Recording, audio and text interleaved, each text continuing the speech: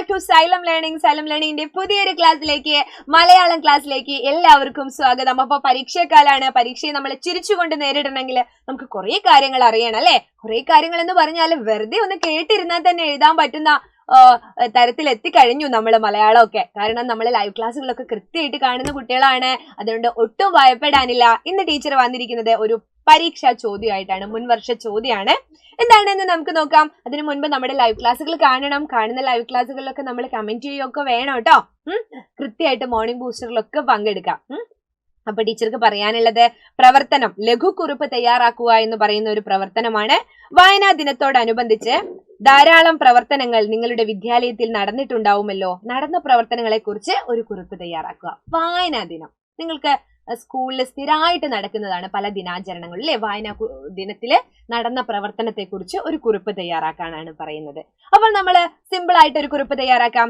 വായനാ ദിനവുമായി ബന്ധപ്പെട്ട എന്റെ സ്കൂളിൽ നടന്ന വ്യത്യസ്തമായ പരിപാടിയായിരുന്നു എന്റെ എഴുത്തുകാരൻ എന്നത്. ഓരോ കുട്ടിയും അവർക്ക് ഇഷ്ടപ്പെട്ട എഴുത്തുകാരനെ കുറിച്ച് സമഗ്രമായി മനസ്സിലാക്കുകയും അദ്ദേഹത്തിന്റെ 5 പുസ്തകങ്ങളെ കുറിച്ച് സംസാരിക്കുകയും ചെയ്യുന്നതാണ് എന്റെ എഴുത്തുകാരൻ എന്ന പരിപാടി. ആ പരിപാടിയിൽ വൈക്കം മുഹമ്മദ് ബഷീറിനെയാണ് ഞാൻ എന്റെ എഴുത്തുകാരനായി കണ്ടിരുന്നത്. ബേപ്പൂർ സുൽത്താൻ എന്ന വൈക്കം മുഹമ്മദ് ബഷീർ.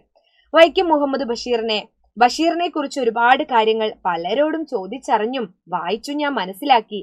ബാല്യകാല സഖി, പാത്തുമ്മയുടെ ആട്, പ്രേമലേഖനം, വിശ്വവിഖ്യാതമായ മൂക്ക്, ഭൂമിയുടെ യഥാർത്ഥ അവകാശികൾ എന്നീ കഥകളെക്കുറിച്ച് ഞാൻ സംസാരിച്ചു.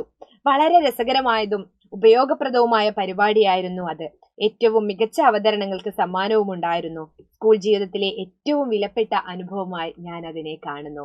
അപ്പൊ വായനാ ദിനത്തിൽ നടന്ന എന്റെ എഴുത്തുകാരൻ എന്ന് പറയുന്ന ഒരു പരിപാടിയെ കുറിച്ചാണ് ഇവിടെ ഒരു കുറിപ്പ് എഴുതിയിരിക്കുന്നത്. അതുപോലെ നിങ്ങൾക്കും നിങ്ങളുടേതായ രീതിയിലെ കുറിപ്പുകൾ എഴുതാം. അത് ഏത് വിഷയം വന്നാലും നമുക്കത് എഴുതാൻ പറ്റണം. അപ്പോൾ ടീച്ചറെ മറ്റൊരു വീഡിയോ ആയിട്ട് കാണാം. അതുവരേക്കും ബൈ.